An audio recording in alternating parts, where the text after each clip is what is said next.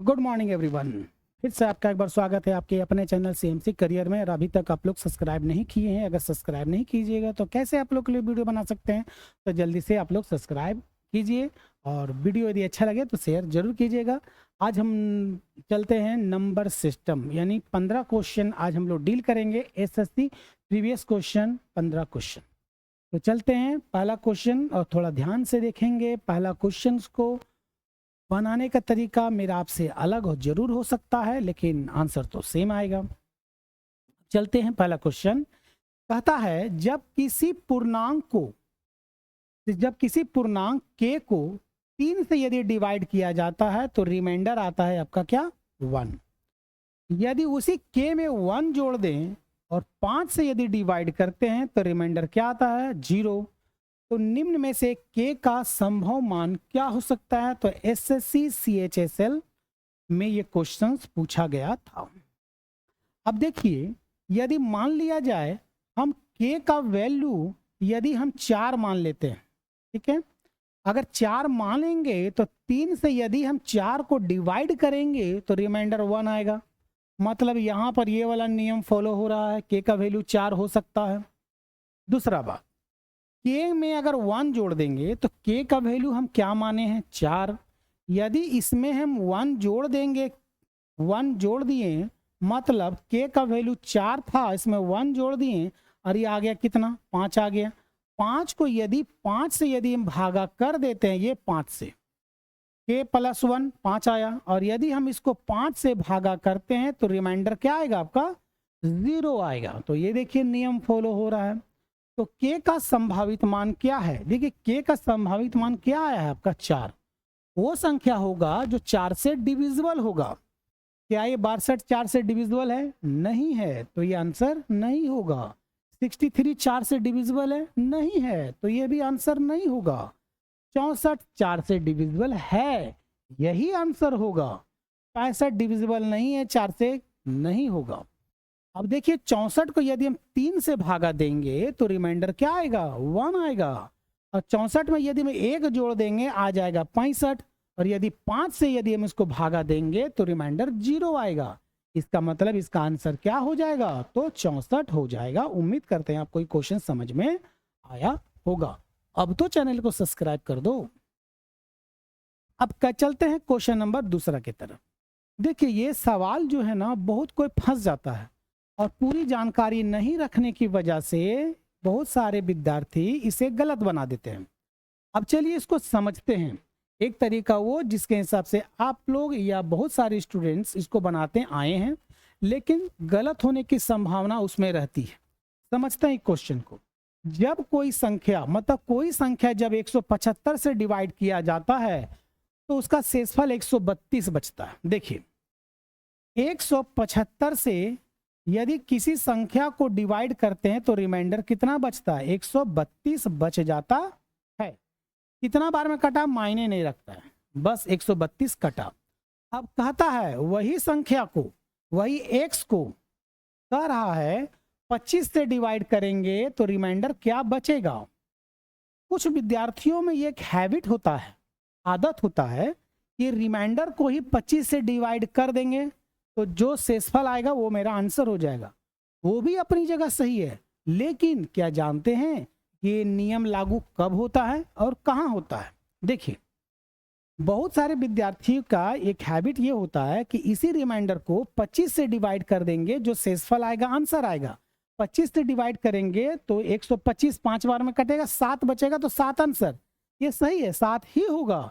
But ये नियम कहाँ लागू होता है, ये नियम लागू होता है जब ये 25 इसको 175 को डिवाइड कर सकेगा तब। तो देखिए ये 25 175 को डिवाइड करता है, इसीलिए ये नियम ये लागू होगा। लेकिन अगर यही 25 के जगह 21 दे दे, 23 दे दे, 28 दे दे, तो क्या अगर यहाँ पर मान लिया जाए 25 के जगह 21 अगर दे देता और वही सवाल हम इसको 21 से डिवाइड करके क्या रिमाइंडर ला सकते थे? तो ऐसा नहीं ला सकते थे हम। अगर यही सवाल हमको कह दे 21 से डिवाइड करने पर रिमाइंडर क्या आएगा, तो क्या करेंगे हम इसको करेंगे 175 और 132 को जोड़ देंगे, जितना आएगा 21 से डिवाइड कर देंगे और जो रिमाइंडर आएगा मेरा फाइनल आंसर होगा। ठीक है। लेकिन इस क्वेश्चन में हम डायरेक्ट 25 से डिवाइड करके रिमाइंडर निकाल लेंगे। किसको? तो 132 को, क्योंकि ये 25 175 को डिवाइड कर सकता है। इसीलिए अगर नहीं कर सकता तो ये दोनों को जोड़ देते हैं और जिससे भी डिवाइड करने के लिए बोले हम उससे कर सकते हैं। 25 से, 30 से, 35 से, 50 से, जिससे भी करने बोले हम कर सकते हैं। ठीक है। इसी प्रकार एक और क्वेश्चन सॉल्व करते हैं। क्वेश्चन नंबर देखिए 5वां का कहता है x को 289 से विभाजित किया जाता है। देखिए x को 289 से यदि डिवाइड करते हैं तो रिमाइंडर क्या बचता है? 18। यही सवाल है कि x को यही हम 17 से, यानी 17 से डिवाइड करने पर रिमाइंडर क्या बचेगा? अब देखिए क्या ये 17 289 को डिवाइड कर सकता है? तो एकदम कर सकता है। अगर कर सकता है तो सीधा सीधी हम 18 को ही डिवाइड कर देंगे 17 से, तो रिमाइंडर क्या बचेगा? 1। तो ये 1 मेरा क्या हो जाएगा? फाइनल आंसर, यानी इसका ऑप्शन हो जाएगा चौथा। लेकिन अगर 17 की जगह यहाँ 16 दिया रहता तो क्या ये 16 289 को डिवाइड कर सकता था? तो नहीं कर सकता था। तो हम क्या करेंगे? 289 और 18 को क्या करेंगे? हम सम कर देंगे और उसके बाद हमको जिससे भी डिवाइड करने बोले 18, 20, 25, 50 कभी भी गलत होने वाला नहीं है। लेकिन अगर यहाँ पर 16 17 की जगह कुछ और दिया रहता और हम इसको डिवाइड करते तो वो गलत हो जाता। उम्मीद करते हैं आपको ये बेसिक कॉन्सेप्ट समझ में आया होगा। अब चलते हैं हम लोग अगला क्वेश्चन की तरफ।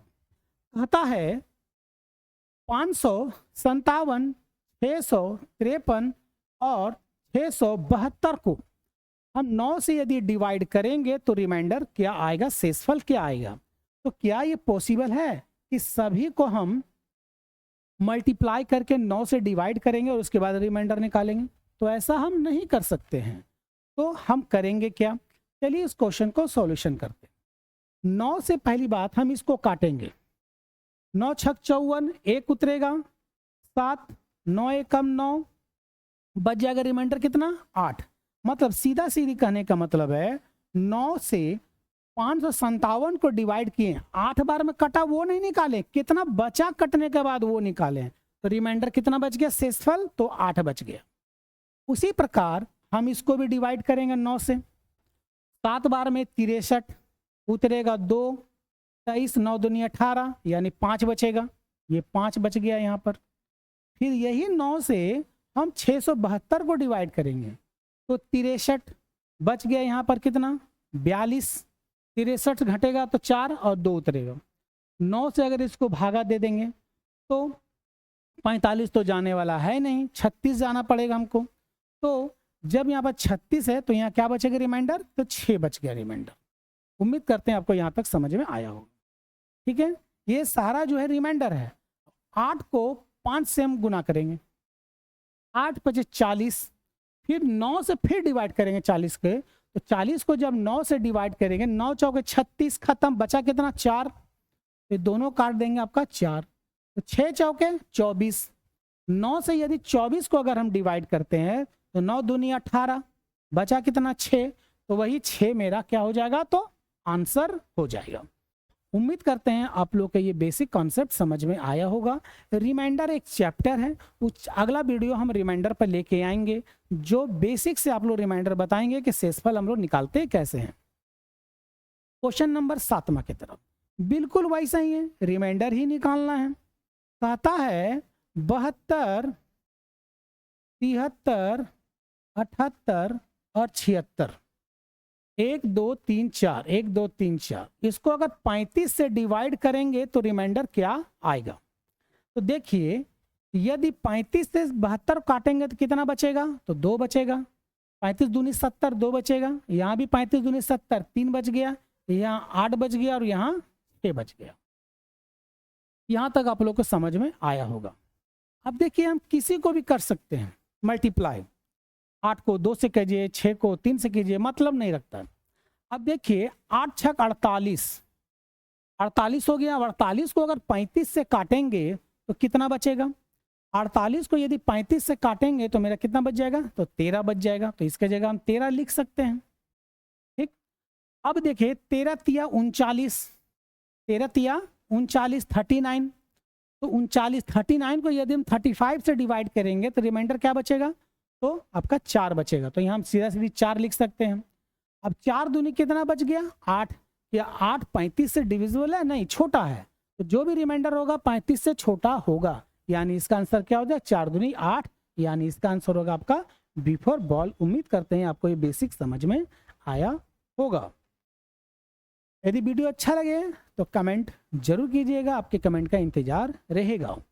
अब क्वेश्चन नंबर 8वां की तरफ कहता है कि संख्या, ये संख्या 146 x 48, मतलब x के जगह वहां कोई वैल्यू है, x के स्थान पर वह सबसे बड़ा अंक कौन होना चाहिए जिससे कि प्राप्त संख्या 8 से पूरी तरह से डिविजिबल हो। देखिए बड़ा बोला है, 8 से 6 डिजिट, 10 डिजिट, 20 डिजिट, 15 डिजिट कुछ भी हो, 8 से डिवाइड तब होता है जब अंतिम 3 डिजिट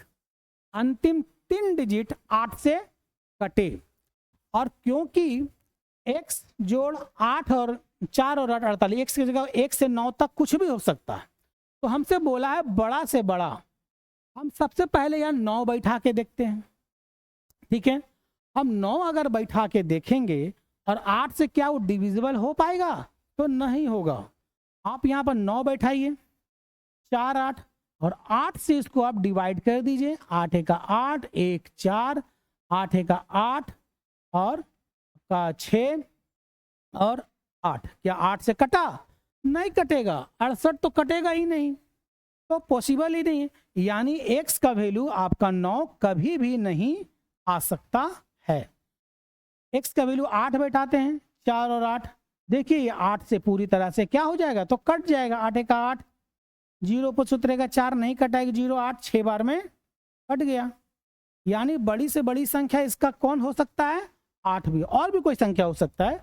2 भी बैठाएंगे तो भी कट जाएगा, 2 बैठाएंगे तो भी कटेगा, 4 बैठाएंगे तो भी कटेगा, लेकिन हमको चाहिए क्या, बड़ा से बड़ा। तो बड़ा से बड़ा क्या है, तो 8 है, 8 से बड़ा x का वैल्यू नहीं हो सकता।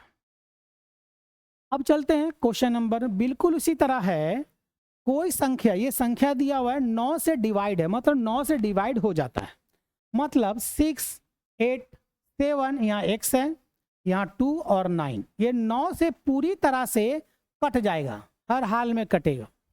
तो x का जो वैल्यू है वो क्या हो सकता है, याद रखिएगा किसी भी संख्या को 9 से काटा तब जाता है जब उन संख्याओं का सम जो होता है वो 9 से डिविजिबल हो, तभी वो संख्या 9 से कटेगा। अब चलिए चेक कर लेते हैं। देखिए 9 और 2 11, 9 और 2 11 और 7 18, तो 9 से तो ये साफ खत्म हो गया, ठीक है। 18 यहाँ खत्म हो गया, 6 और 8 14, तो 14 में ऐसा हम क्या जोड़ें कि 9 से ये पूरा कट जाए। तो 14 में यदि हम इसके जगह पे 4 लिखेंगे, हमको क्या बोला जा रहा है, 2x का वैल्यू निकाला है, यानी x का वैल्यू यदि हम 4 जोड़ देंगे तो 18, और 9 से क्योंकि ये कट रहा है, यानी जो x का वैल्यू क्या आ जाएगा आपका 4। तो हमको 2x के बारे में पूछा जा रहा है, तो x का वैल्यू 4 आया, तो 4 दूनी 8, तो इसका आंसर क्या हो जाएगा, 8 हो जाएगा। अगर हमको x का वैल्यू पूछता तो हम क्या बैठा देते हैं आंसर, 4 बैठा देते। तो x का जो वैल्यू यहाँ एक क्या आया आपका 4 आया, यहाँ पर हमको 2x के बारे में बोला गया इसलिए 8 बैठा दिए। अब आप सभी संख्या को अगर जोड़िए, अगर वो 9 से कट रहा है तो समझिए वो संख्या भी 9 से कटेगा। और एक बात, जो संख्या 9 से कटेगा वो संख्या 3 से भी कटेगा।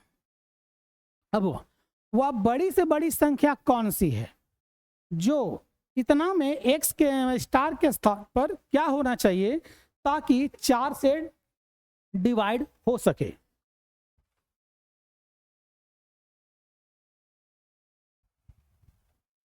देखिए हमको बड़ी से बड़ी संख्या बोला जा, 4 से डिवाइड हो सके, इसका मतलब यह है कि लास्ट का 2 डिजिट 4 से डिविजिबल होना चाहिए।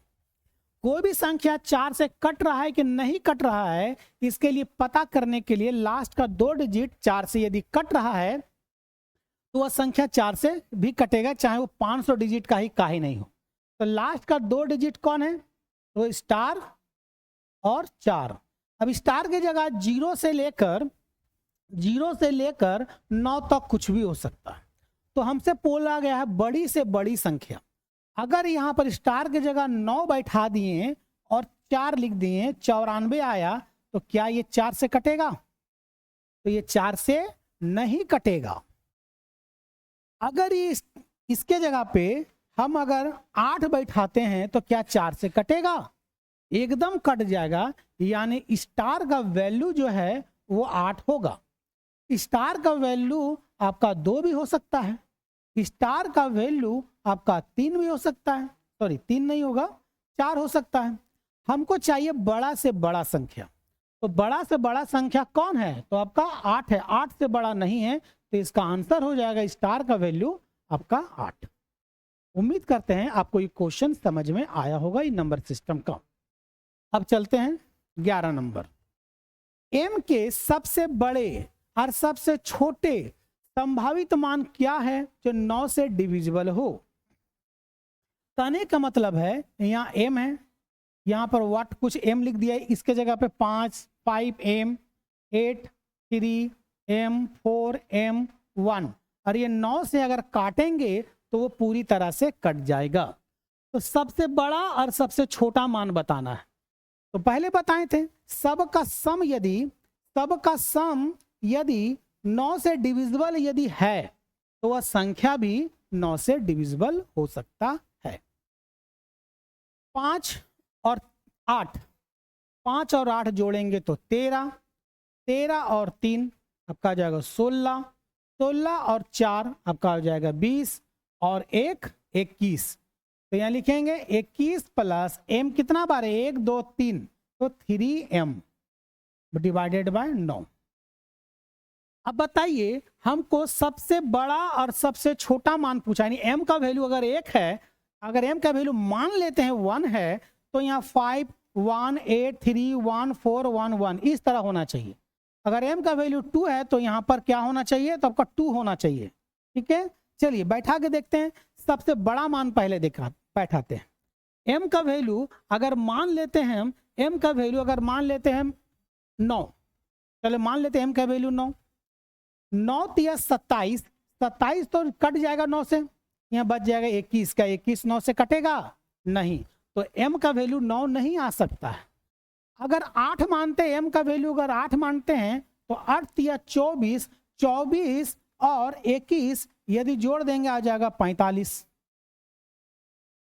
आ जाएगा। अब 45 देखिए 9 से अगर काटेंगे तो कट जाएगा।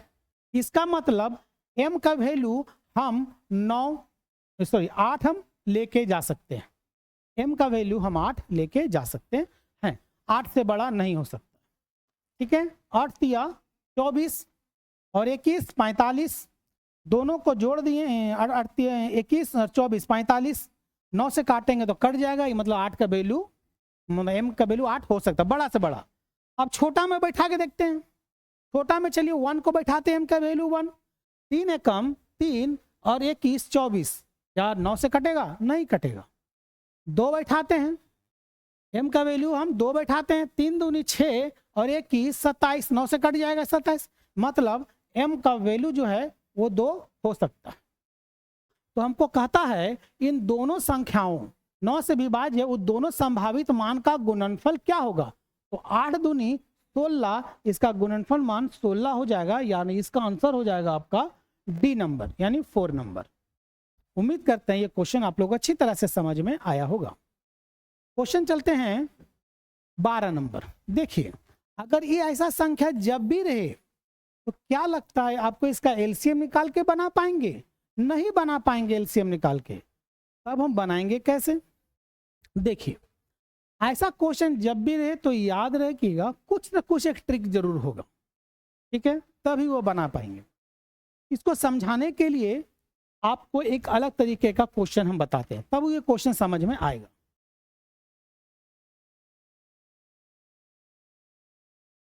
देखिए मान लिया जाए हमको कोई बोलेगा 10 लिखने के लिए, तो 10 क्या कोई जरूरी है हम ऐसे लिखें? हम 10 तो ऐसे भी लिख सकते हैं, हम 10 ऐसे भी लिख सकते हैं, हम 10 अगर हमको लिखना चाहें तो हम ऐसे भी हम 10 लिख सकते हैं, तरीका अलग है लेकिन है तो 10। बिल्कुल यहाँ पर भी वही है। देखिए ये 20 को हम क्या क्या कर सकते हैं, 20 को 4 और 5 कर सकते हैं, 5 चौक गुना 20। 30 को 5 और 6 कर सकते हैं, 42 को 6 और 7 कर सकते हैं। उसी तरह 90 को 9 और 10 कर सकते हैं। एक मल्टीप्लाई करेंगे तो अब देखिए 1/20 है, हम 4 और 5 दोनों को मल्टीप्लाई करें 20, 1/4 माइनस 1/5 दोनों को यदि हम सॉल्व करेंगे तो 1/20 आएगा ही आएगा। फिर प्लस का साइन है। अब 1/30 हमको लिखना है तो 1/5 माइनस 1/6 दोनों का यदि हम सॉल्व करेंगे तो 1/30 होगा। प्लस का साइन है, प्लस दिए। 1/42 हम लिखेंगे तो 1/6 और 1/7 दोनों को सॉल्व करेंगे 1/42 होगा। उसी तरह 56 का 1/7 माइनस 1/8, 72 का 1/8 माइनस 1/9 और 90 का 1/9 माइनस 1/10। ठीक है, हम इतना लंबा नहीं लिखते हैं क्योंकि छोटी संख्या है इसीलिए हम लिख दिए, वरना बीच का ड्रॉप करते डैश का प्रयोग करते। अब करेंगे क्या, देखिए ये माइनस में ये प्लस में खत्म, ये minus plus minus plus minus plus minus plus खत्म। क्या बच गया 1/4 माइनस 1/10 दोनों का एलसीएम निकालेंगे आपका 20। 5 बार में 2 बार में 3/20 इसका फाइनल आंसर, यानी इसका आंसर होगा आपका सी। अगर एलसीएम निकाल के बनाएंगे तो यही आंसर आएगा, लेकिन बहुत ज्यादा टाइम लगेगा, मतलब पॉसिबल ना के बराबर है। आंसर तो आ ही जाएगा बट टाइम बहुत ज्यादा लगेगा, हो सकता है गलत हो जाए। ठीक है, तो हमेशा यही ऐसा क्वेश्चन जब भी रहे तो हमेशा कोई ट्रिकी क्वेश्चन है, कुछ कारण है, तभी ये क्वेश्चन इस टाइप का है, एलसीएम निकाल के नहीं बनाना। इस टाइप का एक और क्वेश्चन है जो थोड़ा सा और डिफरेंट है। देखिए ये सवाल है, इसको अगर हमसे पूछा गया है कि x का वैल्यू क्या है।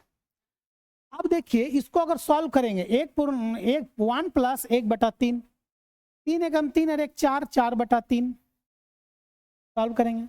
5 एकम 5 और 1 6/5 सॉल्व करेंगे। 7 एकम 7 और 1 8/7, 9 एकम 9 और 1 10/9।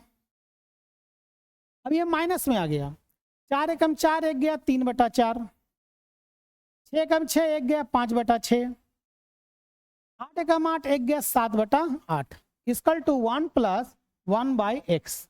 हमको x का वैल्यू बताना है। अब एक चीज देखिए, यहां पर आप देखिए 6 यहाँ है, 6 यहाँ कट गया, 7 यहाँ है, 7 यहाँ कट गया, 5 यहाँ है, 5 यहाँ कट गया, 3 यहाँ है आपका 3 यहाँ कट गया, 4 यहाँ है, 4 यहाँ कट गया, 8 यहाँ है, 8 यहाँ कट गया। अब यहाँ पर क्या बच गया आपका 10/9। 10/9 को 1.1/9 कर सकते हैं। एक चीज अगर आपको बता दें, 1.1/9 मतलब 1 और 1/9 के बीच में मल्टीप्लाई नहीं हो सकता है कभी। यहाँ पर हमेशा प्लस का साइन होगा, यहाँ पर हमेशा प्लस का साइन होगा, यानी ये भी है 1 प्लस 1/x। 1 और 1 कैंसल, x का वैल्यू क्या आया 9 आया, यानी इसका आंसर हो जाएगा आपका 1 नंबर। चलिए अगला क्वेश्चन की तरफ चलते हैं। Question number loss and profit का है। कहता है एक वस्तु की कीमत 20% कम हो जाती है जिससे ग्राहक 360 रुपया में 2 kg अधिक खरीद सकता है, तो वस्तु का प्रारंभिक मूल्य क्या है। देखिए कहने का अर्थ यह है, ये सवाल का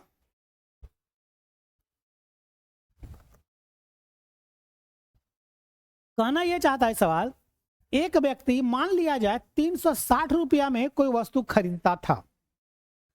अगला दिन जब वो दुकानदार पास गया तो दुकानदार बोला कि देखिए गेहूं के रेट में 20% की कमी हो गया है। तो वह दुकानदार ग्राहक बोला कि हम अभी भी 360 रुपया का ही खरीदेंगे। तो दुकानदार बोला कि अब आपको 2 किलो गेहूं अधिक मिलेगा। क्यों गेहूं का रेट क्या हो जाता है कम। तो इसका एक फॉर्मूला है x/100 और y/z। बस एक लाइन में इसका आंसर निकाल सकते हैं, लेकिन इससे हमेशा नया मूल्य निकलेगा, नया रेट, इससे हमेशा नया रेट निकलेगा। और हमसे यहां पूछा जा रहा है प्रारंभिक कीमत, यानी शुरुआती कीमत पूछा जा रहा है। तो चलिए निकालते हैं। x का वैल्यू 20, रेट बढ़े या घटे फॉर्मूला यही लगेगा। y का वैल्यू 360 और z का वैल्यू आपका आ जाएगा 2। अब देखिए 1 2 1 2 कट गया, 2 2 कट गया, मतलब 36 रुपया। मतलब इसका अगर नया रेट बोला जाए तो 36 रुपया किलो। अभी रेट 20% कमी हो जाने के बाद उसका रेट कैसे हो गया, तो 36 रुपया। हमसे पुराना रेट पूछा, प्रारंभिक रेट। अगर हमसे नया रेट बोलता तो 36 इसका आंसर हो जाता, लेकिन 36 इसका आंसर नहीं होगा। क्यों? क्योंकि पुराना रेट, प्रारंभिक रेट पूछा है। देखिए अभी इसका रेट कितना हो गया, 36 रुपया किलो। कब? 20% कमी हो जाने के बाद। इसका मतलब यह हुआ कि इसका अभी रेट 80% है पुराना रेट का, तो 80 लिख देंगे, गुना कितना कर देंगे, 100। काट पीट करेंगे, आपका 45 रुपया इसका आंसर आएगा, यानी इसका आंसर हो जाएगा आपका बी नंबर। और नया रेट पूछता तो इसका आंसर होता 36। इसी प्रकार एक 15 नंबर का क्वेश्चन है, नहीं ये अलग टाइप का है। चलिए इसी टाइप का क्वेश्चन, थोड़ा सा अलग है ये क्वेश्चन, डील करते हैं। कोई दुकानदार 15 रुपया में 10 की दर से टॉफियां खरीदता है, लाखों खरीदा होगा, करोड़ों खरीदा होगा, मतलब नहीं है। उसके बाद उन्हें 40 रुपया में 16 के हिसाब से बेच दिया, तो इस पूरे ट्रांजैक्शन में लाभ अथवा हानि क्या होगा। देखिए पहले हम रुपया लेके जाएंगे, 15 10, ये रुपया होना चाहिए, ये क्वांटिटी, ये खरीदने का काम। 15 रुपया में 10 पीस खरीदे, फिर 40 रुपया में 16 के हिसाब से बेच रहे हैं, 40 रुपया में 16 के हिसाब से बेच रहे हैं। मिनिमाइज करना अगर हो रहा है तो कीजिए, नहीं हो रहा है तो छोड़ दीजिए। मिनिमाइज हो रहा है हम तो कर देंगे। ये दो याद रहे, ये दोनों का आपस में मिनिमाइज हम नहीं कर सकते हैं, लेकिन क्योंकि ये दोनों सीपी है और ये दोनों एसपी है, ये सेलिंग का और ये कॉस्ट का, मतलब कॉस्ट पर क्रय मूल्य होना चाहिए, विक्रय मूल्य, सेलिंग प्राइस होना चाहिए, कॉस्ट प्राइस होना चाहिए। और पहले रुपया तब क्वांटिटी, रुपया क्वांटिटी, ये आपस में मतलब मिनिमाइज नहीं होगा, अपना अपना मिनिमाइज होगा। 8 से काटेंगे 2 बार में, 8 से काटेंगे 5 बार में, 5 से काटेंगे 3 बार में, 5 से काटेंगे 2 बार में। हम इसको इस तरह भी कह सकते हैं, 3 रुपया में 2 पीस खरीद कर 5 रुपया में वो 2 पीस बेच रहा है, तो लाभ हुआ कि हानि हुआ, वही निकालते हैं। नॉर्मल सी बात है, लाभ होगा। इसको मल्टीप्लाई होना चाहिए, ठीक, फिर इसको मल्टीप्लाई होना चाहिए, फिर बीच में माइनस होना चाहिए, फिर बटा में इसको मल्टीप्लाई होना चाहिए। अब देखिए 5 दूनी 10 लिखेंगे 10, माइनस 3 दूनी 6 लिखेंगे 6, फिर नीचे 3 दूनी 6 लिखेंगे 6 डिवाइडेड बाय 100।